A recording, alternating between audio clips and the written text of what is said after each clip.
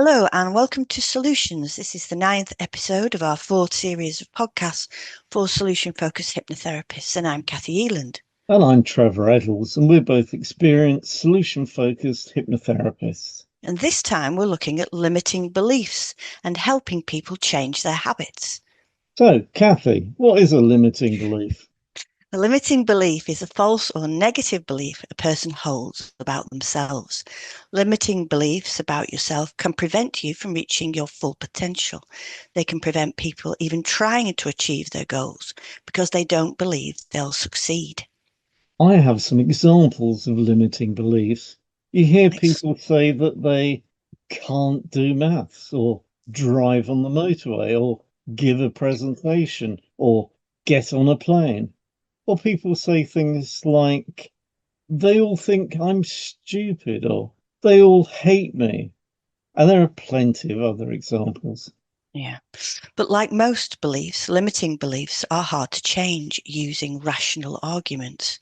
Yes, some people suggest that there are three types of limiting beliefs. So, type one, beliefs about cause, that X causes Y, or doing X makes Y happen. Beliefs about meaning, when people say X, they mean Y, or when X happens, it means Y. And thirdly, there's beliefs about identity. I am an X type of person, so I can't do Y. So it's a bit of a chicken and egg situation, but what happens is that your client tends to filter out information that doesn't fit with their way of thinking, and they only remember things that reinforce what they already believe. That way, their model of reality stays consistent. Events and how you think about them are two quite separate things. So, how you think, i.e., what limiting beliefs you hold, affects both what you can and what you can't do. NLP groups limiting beliefs into three major categories. There's hopelessness, I will never reach my goal under any circumstances. Helplessness, although my goal is achievable, I don't have the ability to achieve it. And finally, worthlessness, I don't deserve to achieve my goal because I'm not good enough. So, what can we do to help clients with limiting beliefs? Now, NLP suggests using a reframe. A reframe is a simple yet powerful tool for changing attitudes or beliefs. You can have context reframe and content reframing. So, context reframing means looking at an event or situation from a different perspective, opening a person's mind to other possibilities. The questions to ask about an event are, what else could this mean? And in what way could this be positive? One of NLP's presuppositions is every behavior has a positive intention. Therefore, you ask something like, what other meanings could their behavior have? Or why did they do that? And content reframing involves changing the meaning a situation has for a person. Again, it's about looking at the bigger picture and discovering the value or usefulness of a behavior by asking the client when or where would this behavior be useful. As a solution focused hypnotherapist, we would look for exceptions. When doesn't it happen? And we would look for strengths. How have you coped in the past? Some clients like to use affirmations. They might get themselves to say out loud a number of times each day, I know I can accomplish anything I set my mind to, or whatever is appropriate for that particular issue. We would also work to reduce their stress levels and give them the tools, capabilities, confidence to perform the tasks that their limiting belief currently prevents them from doing. And once they can do it, the limiting belief goes away. Right. And NLP has a number of techniques specifically to address the issue of limiting beliefs. Let's turn our attention to helping people change their behavior or habits. Okay, so each neuron to neuron connection in your brain determines how well you know something or how routine a behavior pattern is. For example, when you first drove a car, you almost had no connections, and that meant you had to do a lot of thinking. You had to make a decision about when to change gear, how soon to brake before traffic lights, and how close you get to other cars. And yet today, you probably don't think about driving. Not only do you now have lots of dendrites connecting cells together, but you also have lots of groups of cells that affect how easily you can drive or play the piano or any other skill that you have. Yeah, these connections between brain cells make us perform the same behaviors, our habits. It's just easier to go along these pathways in our brain. Anything else feels a bit odd. So if we always put the kettle on when we get in, then that's what we're going to continue to do. Or if we always go straight to the fridge and eat something, or go to the drinks cupboard and drink something, then that's what we'll continue to do. Yeah. In fact, the basal ganglia are key players in habit formation. Habits are discrete patterns of behavior that make up large parts of an individual's everyday activities. Basal ganglia runs things on autopilot, freeing up the rest of the brain to concentrate on other things. Breaking habits involves creating new links between neurons, making sure that we have new multi-dendrite connections. That way, we have a new habit, a better habit, and the old pathways or habits will gradually decay and be forgotten. Okay.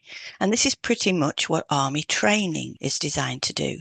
The new army pathways are created and reinforced in your brain so that when you are in a stressful situation, you automatically, without needing any thought, go through the strongest dendrite linked pathways and behave accordingly. And you do what the army has trained you to do quickly and accurately.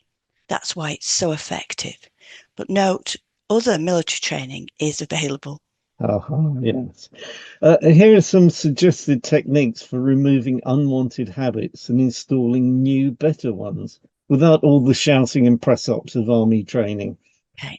And one of the most successful ways of changing a person's behavior is to get them to agree in front of a group of people what they're going to do to make a change. That's kind of the way that Weight Watchers groups works because no one wants to be seen to be failing in front of others. So ensure your client tells some people that they are working towards changing a habit. And it's good if those people can help and encourage your client. And it's even better if the client can have a friend who is changing the habit at the same time, for example, stopping smoking.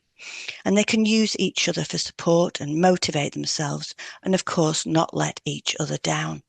Yeah, the secret of success is to give up one habit at a time. Stopping smoking, we don't say give up because nobody likes to give up. It smacks of failure to achieve something. It's pretty much Boolean in nature.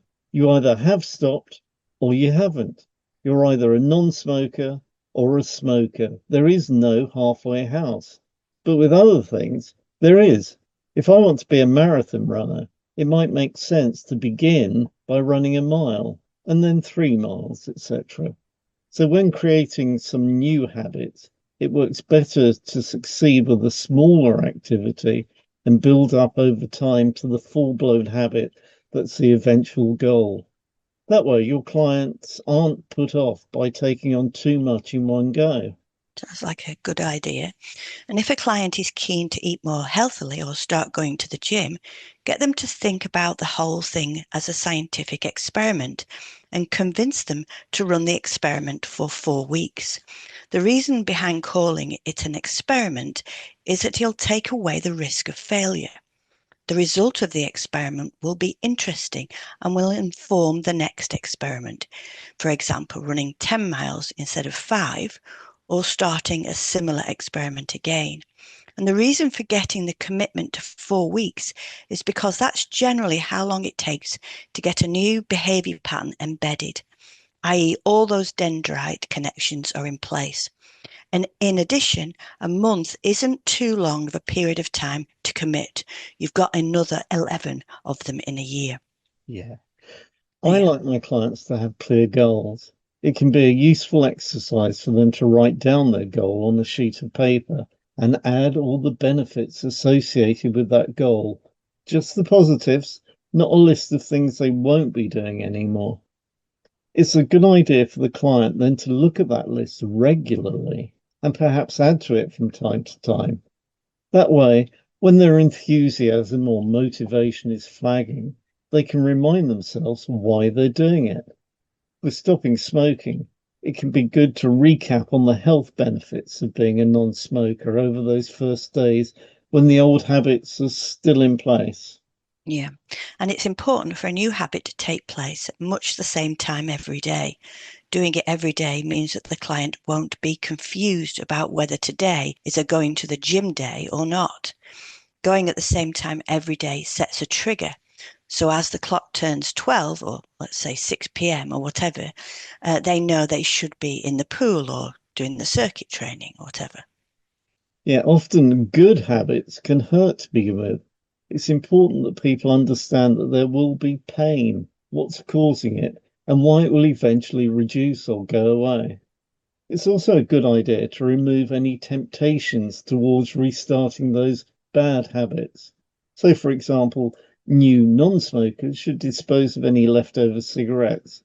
People trying to control their weight need to empty their cupboards of ultra processed foods, UPFs, and high calorie foods, and perhaps put in the bin all those menus from local takeaway restaurants. That avoids them having to fight with temptation. But you don't want your clients to feel that they are missing out on anything. If having a drink or a cigarette was the only downtime they had in a busy day, then discuss other ways that they can have those periods in a day. That may mean joining a Tai Chi group or taking up meditation or something similar, so their day still includes those periods of time. It can also be useful to write down at the start any perceived obstacles to achieving the goal and a detailed plan of how those obstacles can be overcome. Sounds like a good idea. And it's also a good idea for your clients to keep a log of their successes. It could be the reason that social media was invented, so that we can tell the world that we've all run a 5K today in under 30 minutes or whatever it is they're trying to achieve. Publicising success really boosts their esteem and keeps them on track. And tell your clients to give themselves rewards for their achievements. They don't have to be big rewards, but there should be rewards. Bad news, obesity is catching. If you spend time with obese people, you are statistically more likely to become obese. Therefore, if a client's trying to lose weight, they should spend as much time as possible with thin people who eat correctly if they want to get fit. They ought to spend time with people who regularly go to the gym or go jogging at lunchtime. You get the idea. Yeah, I get the idea. If they feel they're having trouble continuing with their new habit, maybe the thought of going to the gym is not a happy one today, perhaps. There is always the but technique. They start by saying, I can't do whatever it is that the goal is, and then add, but by working hard at it, I will. They can use any variant on this sentence, but the important thing is the word but, because it closes off the negative thought and only the positive goal orientated thought remains. Remind clients that what they say to themselves really affects what they can or cannot do. So get them into their left prefrontal cortex and saying positive things to themselves about their performance and how they are doing. Now, during trance work, you can get your client to visualize themselves performing their new habit. They can picture themselves in the future performing the new habit, even if they are surrounded by things that would lead to their current habit.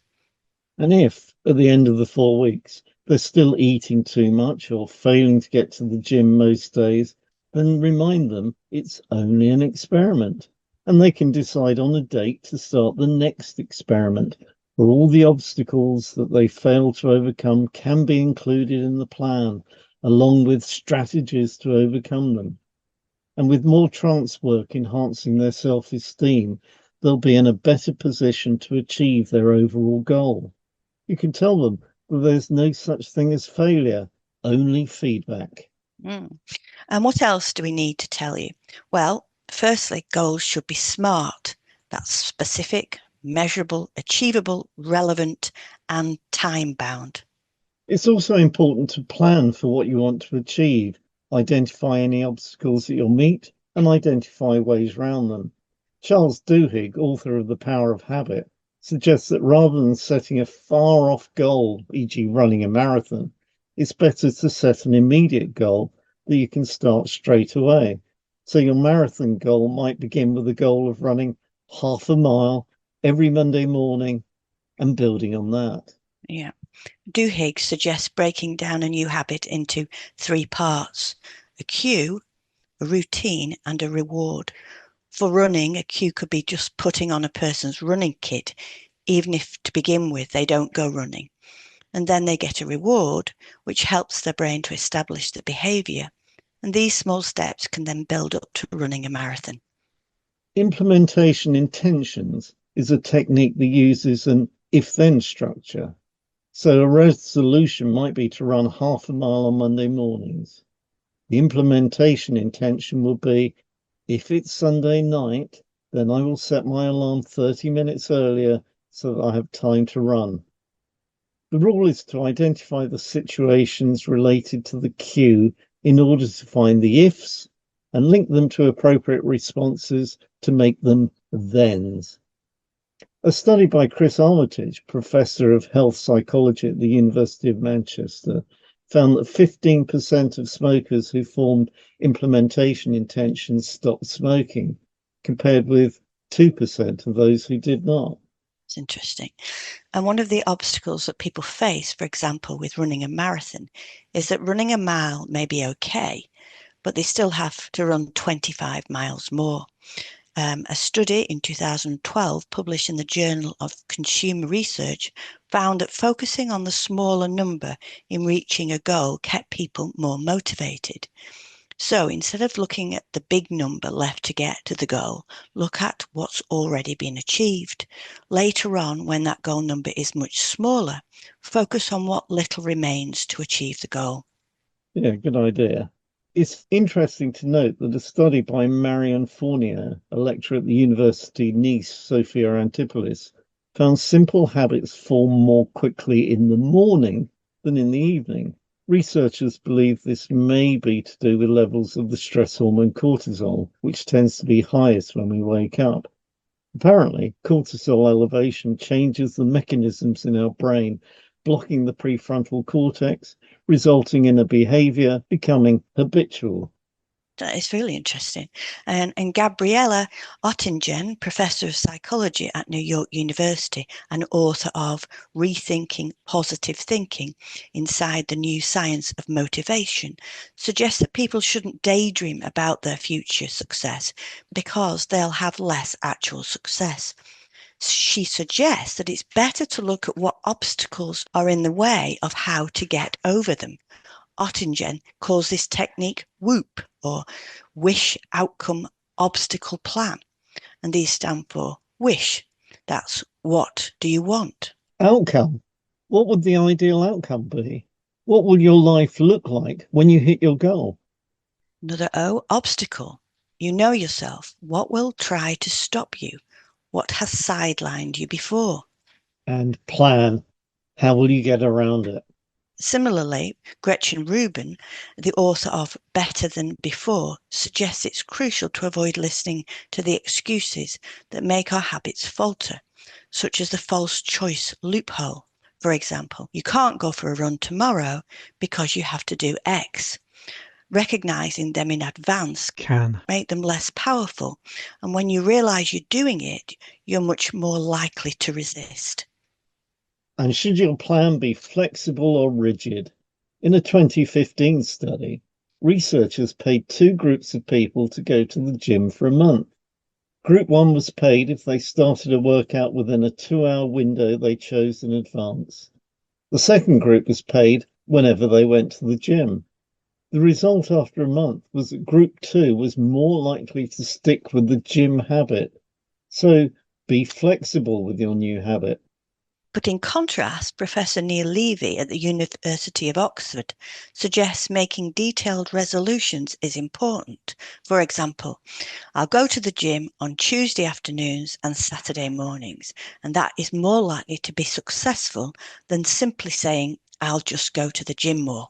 Yeah, it's not tricky then. For a plan change to be successful, it needs to be as easy as possible. A study showed that people who travelled 8 kilometres to a gym went once a month, whereas people who travelled 6 kilometres went 5 or more times a month. That 2 kilometres makes the difference between having a good exercise habit and not. That is how our habitual mind works. It has to be easy. Yes. People who believe that we all are born with a limited set amount of self-control that cannot be changed, and also have little belief in their own capabilities to carry out those goals. Now, this is what psychologists refer to as low self-efficacy, and these naturally did worse at achieving their goals. These people would say things like, I can't stop myself eating all this chocolate. I inherited the chocolate gene from my mum. Yes, people with high self-efficacy attribute failure to insufficient effort, while individuals with low self-efficacy attribute failure to lack of ability. Higher self-efficacy generally is correlated with a greater likelihood of achieving one's goals. The research also found that people who are made to believe that self-control is a fixed or limited resource that can't change will also set fewer goals and will give them up sooner, regardless of their level of self-efficacy.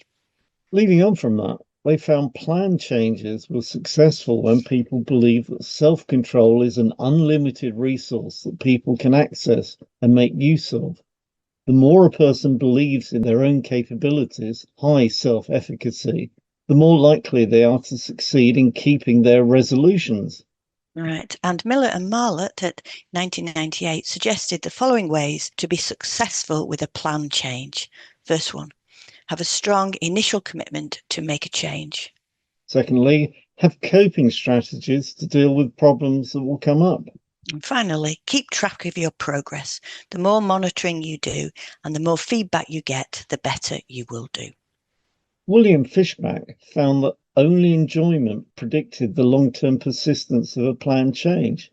People don't stick to their plan to attain their goal just because achieving it is important to them. What really matters is how much pleasure they take from their initial efforts to start a new way of behaving. And people should write down a detailed plan for the new way of behaving and keep to it. This allows them to consider what strategies to use when facing any sort of obstacle, difficulty, or even resistance. And what can you advise a client if one day they do have a drink, a bar of chocolate, or a cigarette? Is that the end of the line for their plan change? I always get them to imagine the most wonderful bowl of fruit. It's an enormous bowl of fresh fruit with every fruit imaginable. One day, as they look at it, they notice there's one strawberry that's just got the tiniest amount of blue mold showing. I then ask clients what they would do. Would they throw away the whole bowl of fruit or just the single moldy strawberry? The answer, I hope, is just the strawberry. It's a way of overcoming all or nothing thinking. One blip, one bar of chocolate, or one drink doesn't mean that all the previous effort, the bowl of fruit, needs to be thrown away. They can continue with their resolution. Everyone has ups and downs. Clients can expect to revert to the old habits when pushed back into their emotional brain, but they can recover from these lapses and get back on track.